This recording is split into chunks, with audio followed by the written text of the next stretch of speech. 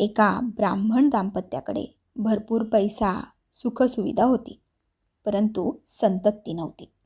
आणि म्हणून त्यांनी गाणगापूर येथे दत्त महाराजांना सहस्त्रभोजनाचा, अन्नदानाचा नवस केला आणि त्यांना पुत्रलाभ झाला.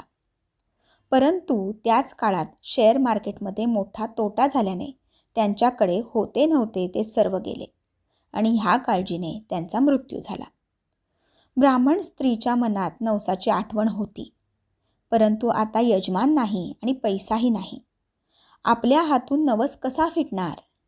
परंतु कोण्या हितचिंतक सात्विक महिलेच्या सांगण्याने ती मुलाला सोबत घेऊन गाणगापुरास आली आणि अनन्य भावनेने सेवा सुरू केली असता तिला अक्कलकोट येथे येऊन स्वामींना जेवू घालण्याचा दृष्टांत झाला.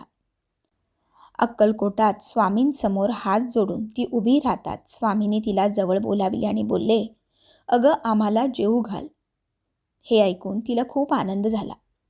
स्वामींनी पोटभर जेवण केले आणि ढेकर देत पोटावर हात फिरवत बोलले, "तुझे सहस्त्र भोजन झाले बरे, जा आता." त्यानंतर तिने नवसाची सर्व हकीकत उपस्थितांना सांगितली. स्वामींची ही लीला बघून सर्वांना आश्चर्य वाटले. तर मंडळी, या कथेचा बोध हाच की भक्ताची पुकार स्वामी ऐकतात. स्वामी धावून येतात, साथ देत कर्म करवून घेतात. हे कायम लक्षात ठेवा. धन्यवाद. श्री स्वामी समर्थ.